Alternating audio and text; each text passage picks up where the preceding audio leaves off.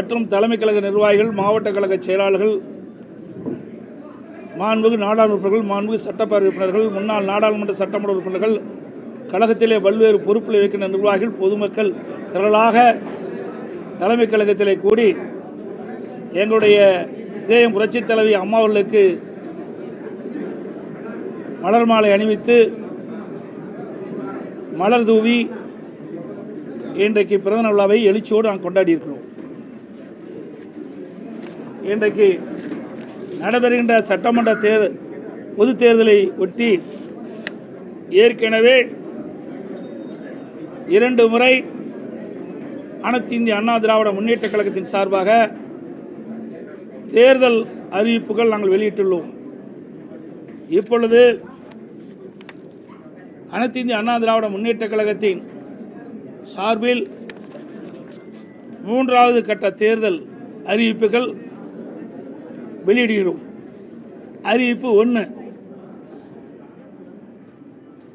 திரு ஸ்டாலின் தலைமையிலான நிர்வாக திறனற்ற விடியா திமுக ஆட்சியில் கடந்த 5 ஆண்டுகளில் அத்தியாவசிய பொருட்களின் விலைவாசி விஷம்போல் ஏறி மக்கள் கடுமையாக பாதிக்கப்பட்டுள்ளனர்.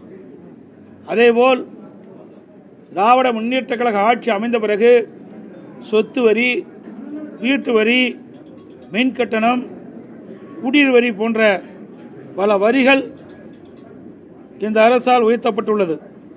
இதனால் மக்களின் அன்றாட குடும்ப சுமை பன்மடங்கு அதிகரித்துவிட்டது.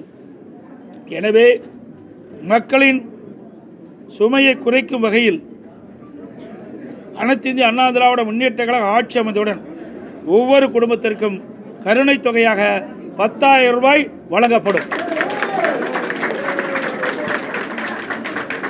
அறிவிப்பு 2. வேலைவாய்ப்பு அலுவலகங்களில் நம்முடைய இளைஞர்கள் பதிவு செய்து வேலைக்காக காத்திருக்கும் பட்டதாரிகளுக்கு மாதந்தோறும் 2,000 ரூபாயும், +2 வரை படித்து வேலைவாய்ப்பு அலுவலகத்தில் பதிவு செய்துள்ளோருக்கு மாதந்தோறும் 1000 ரூபாய் உதவித்தொகை வழங்கப்படும். அறிவிப்பு 3. மீன்பிடி தடைக்காலங்களில் மீனவர்களுக்கு தற்போது வழங்கப்பட்டு வரும் நிவாரணத் தொகை 8,000 ரூபாய். இந்த 8,000 ரூபாயிலிருந்து அதிமுக ஆட்சி மலர்ந்தவுடன் 12,000 ரூபாயாக உயர்த்தி வழங்கப்படும். ஒவ்வொரு ஆண்டும் தைப்பொங்கல் அன்று வழங்கப்பட்டு வரும் பொங்கல் தொகுப்புடன் சேர்ந்து 1000 ரூபாய் பொங்கல் பரிசாக வழங்கப்படும். கைத்தறி நெசவாளர்களுக்கு தற்போது வழங்கப்பட்டு வரும் விலையில்லா மின்சாரம் 300 யூனிட்டிலிருந்து 450 யூனிட்டாக உயர்த்தப்படும். விசைத்தறி நெசவாளருக்கு தற்போது வழங்கப்பட்டு வரும் 1000 யூனிட்டிலிருந்து 1400 யூனிட்டாக விலையில்லாமல் அவர்களுக்கு உயர்த்தி வழங்கப்படும். நகரப்பகுதியில் நடைபாதை ஓரமாக கடை வைத்திருக்கும் சிறு வியாபாரிகள் கூட்டுறவு வங்கியில் வாங்கிய கடன் முழுவதும் தள்ளுபடி செய்யப்படும்.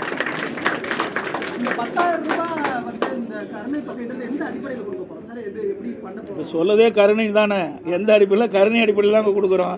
அதுதான் அந்த வாக்கியமே. ஆமாம், அனைத்து குடும்பத்தானே போட்டுக்கிறோம். குடும்பத்திற்கு வழங்கப்படும் தான் கொடுத்துருக்குறோம். ஒரு முறை தான் வழங்கப்படும். இது வந்து ஒரு பெரிய கேள்வி எழுப்பும். ஏற்கனவே நிதிச்சுமை அதிகமாக இருக்கு. 10 லட்சம் கோடி கடன் போட்டு நம்ம விமர்சிச்சிருக்கிறோம். இந்த மாதிரி நீங்க அறிவிச்சிருக்கக்கூடிய திட்டங்கள்லாம் இன்னும் நிதிச்சுமை அதிகரிக்கக்கூடும். அதை எப்படி சமாளிக்க? நான் ஏற்கனவே சொல்லிவிட்டேன்.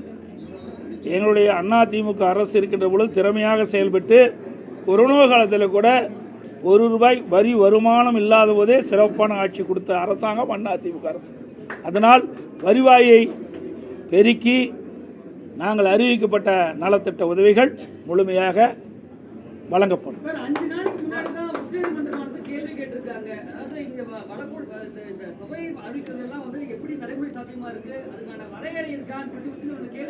அதுக்கு தாங்க நான் சொல்கிறேன், வருவாயை உயர்த்தி பெருக்கி அதன் மூலமாக நாங்கள் அறிவிக்கப்பட்ட இந்த திட்டத்தை மக்களுக்கு வழங்கப்படும். அது இப்போல்லாம் எப்படிங்க சொல்ல முடியும்? வரி ஏற்றுறாங்களா இல்லையா? நீங்கள் கேட்குற கேள்வியெல்லாம் அதாவது வரி உயர்த்துறது பலர் இருக்குது, புரியுதுங்களா? இன்றைக்கு வரி உயர்த்துவதற்கு பல்வேறு வழிகளில் நிதியில் இருக்குது. அந்த நம்முடைய நிதி துறையைச் சேர்ந்தவர்கள் நிபுணர்கள் மூலமாக எந்தெந்த வகையில் வரி பெருக்க முடியுமோ உயர்த்த முடியுமோ அதை உயர்த்தி நாங்கள் அறிவிக்கப்பட்ட திட்டங்களுக்கு தேவை நிதியை பெற்று திட்டங்களை செயல்படுத்தும். வேலை இல்லாத பட்டதாரிகளுக்கு மாதமான காசு தரும் நம்ம சொல்லியிருக்கோம். ஆனா அது இந்த பட்டதாரிகள் வேலை இல்லாம பட்டதாரிகள் அதிகமா இருக்காங்க, அவங்களுக்கு வேலை வழங்குவதற்கு நம்ம வேற என்ன முயற்சி எடுக்கணும்? அதுக்கு தாங்க நாங்கள் ஏற்கனவே மாண்புமிகு புரட்சி தலைவி அம்மா தமிழகத்துடைய முதலமைச்சராக இருக்கின்ற காலகட்டத்திலே படித்த இளைஞர்களுக்கு வேலைவாய்ப்பை வழங்க வேண்டும் அடிப்படையில் 2015ஆம் ஆண்டு தொழில் முதலீட்டாளர் மாநாட்டை சென்னையில் நடத்தி சுமார் 2,42,000 கோடி தொழில் முதலீட்டு ஈர்க்கப்பட்டு 74 புரிந்துணர்வு ஒப்பந்தங்கள் பெற்று அதையெல்லாம் செயல்பாட்டுக்கு வந்து இன்றைக்கு பல்லாயிரக்கணக்கானவர் வேலை கிடைத்திருக்கு.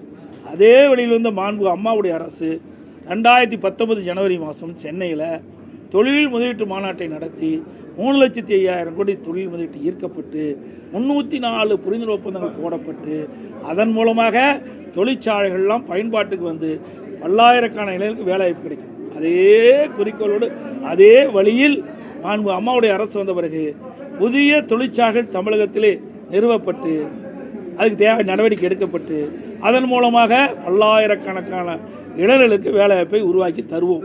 அதுவரை படித்து பட்டம் பெற்ற இளைஞர்கள் அவர்கள் மன உளைச்சல் இருக்கிறாங்க. அதற்காக இந்த தொகையை நாங்கள் முதல் கட்டமாக தமிழ்நாட்டில் வந்து மொத்தம் எத்தனை குடும்பத்துக்கு தர மாதிரி இருக்கும்? இந்த 10,000 ரூபாய் தரது பதிலாக வரியை கம்மி பண்ணுனா சரிப்பட்டு வராதா சார்? அதாவது முதல்ல ரொம்ப உயிருக்கு போராடிட்டு இருக்காங்க. அவளுக்கு என்ன சொல்லுவோம்?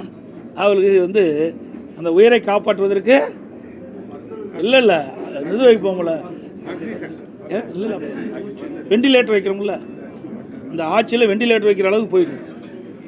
இன்றைக்கி மக்கள் அப்படிப்பட்ட துன்பத்தை அனுபவிச்சுட்டு இருக்கிறாங்க. ஆகவே முதல் மக்களை காப்பாற்ற வேண்டும். விலைவாசி அதிகரித்து விட்டது, அதிலிருந்து மக்களை காப்பாற்றும் அந்த அடிப்படையில் தான் இதை நாங்கள் அறிவிச்சிருக்கோம்.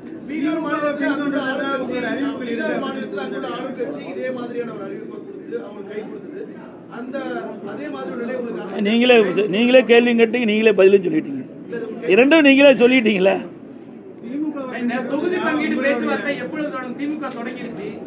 அவர்கள் வந்து நிறைய கட்சியை நம்பித்தான் அவர்கள் வந்து தேர்தலே போட்டிடுறாங்க.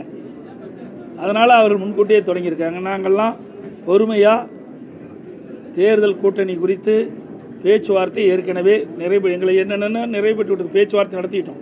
ஆனால் எந்தெந்த கட்சிக்கு எவ்வளோ தொகுதின்னு நிர்ணயிக்கல. விரைவாக நாங்கள் பேச்சுவார்த்தையை தொடங்குவோம்.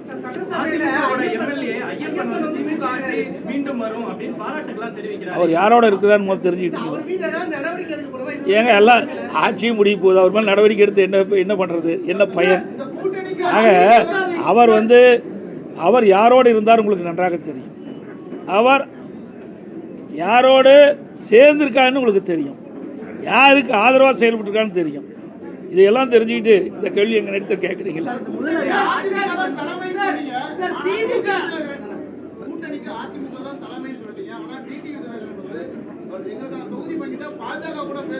அதாவது நல்லா புரிஞ்சுக்கணும், அதிமுக தேசிய ஜனநாயக கூட்டணி. தேசிய ஜனநாயக கூட்டணி ஏற்கனவே அமைக்கப்பட்டது. இப்போ அதிமுக அதில் போய் சேர்ந்துருக்குது. ஏற்கனவே தேசிய ஜனநாயக கூட்டணி இடம்பெற்றிருக்கிற கட்சிகள்லாம் அவர்கள் அதன் மூலமாக நாங்கள் சீட்டுகளை பெறுவோம்னு சொல்லியிருக்கிறாங்க. அந்த அடிப்படை தான், புரியுதுங்களா? வேற ஒன்றும் கிடையாது.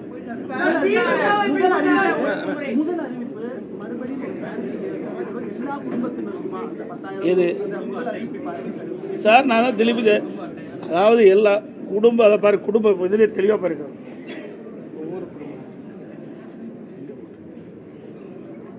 ஒவ்வொரு குடும்பத்திற்கும் கருணை தொகை 10,000 நாங்கள் அது உங்களுக்கு ஜெராக்ஸ் கொடுப்போம். அதெல்லாம் எங்களுடைய ஆட்சி மன்றங்களுக்கு கூடி அதற்கு தகுந்த முடிவு எடுக்கும் சார். அதுதான் சொன்னேன், ஆட்சி மன்ற குழு அதை கூடி அதற்கு உண்டான முடிவு எடுத்து அறிவிக்கப்படும்.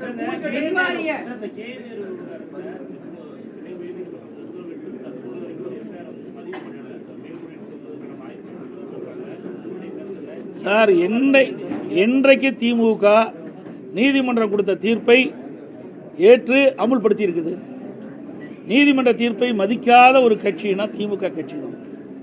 இன்றைக்கு திரு நேரு அவர்கள் மீது இடி ஆதாரத்தோடு குற்றச்சாட்டுகளை அங்கே இருக்கின்ற மாநிலத்தில் இருக்கின்ற தலைமை காவல் துறை அதிகாரிக்கு அனுப்பிட்டுருக்காங்க. 3 முறை அவள் அறிக்கை அனுப்பப்பட்டதாக தகவல் செய்திகள். அதன் அடிப்படையில் நடவடிக்கை எடுக்காத காரணத்தில் தான் அனைத்து இந்திய அண்ணா திராவிட முன்னேற்ற கழகத்தின் சார்பாக நாங்கள் உயர்நீதிமன்றத்தில் வழக்கு தொடர்ந்தோம். அந்த அடிப்படையில் நீதிமன்றம் விசாரிக்கப்பட்டு இடி தாக்கல் செய்த அந்த அறிக்கையின்படி அதில் என்னென்ன விவரங்கள் இருக்குதோ அதையெல்லாம் உள்ளடக்கித்தான் நீதிமன்றம் ஒரு தீர்ப்பை வழங்கியிருக்கிறது. அந்த தீர்ப்பை மதித்து இந்த அரசு செயல்பட வேண்டும் என்பதுதான் எங்களுடைய கோரிக்கை. செயல்படும் என்று நாம் எதிர்பார்க்கிறோம். ஏனால் இதுவரை திராவிட முன்னேற்ற கழகத்துக்கு எதிராக வந்த எந்த தீர்ப்பையுமே இவர்கள் மதித்ததே கிடையாது. இதுவரை டிஜிபி, நிரந்தர டிஜிபி, சட்ட ஒழுங்கு நிரந்தர டிஜிபி நியமிச்சிருக்காங்களா? நீதிமன்றம் போச்சு, உயர்நீதிமன்றம், உச்ச நீதிமன்றம் போய் வந்த பிறகு கூட இந்த அரசாங்கம் நீதிமன்றத்தினுடைய உத்தரவை மதிக்காமல், தீர்ப்பை மதிக்காமல் இருக்கின்ற ஒரே அரசாங்கம் திராவிட முன்னேற்ற கழக அரசாங்கம். அனைத்து ஊடகங்களுக்கும் நன்றி, வணக்கம்.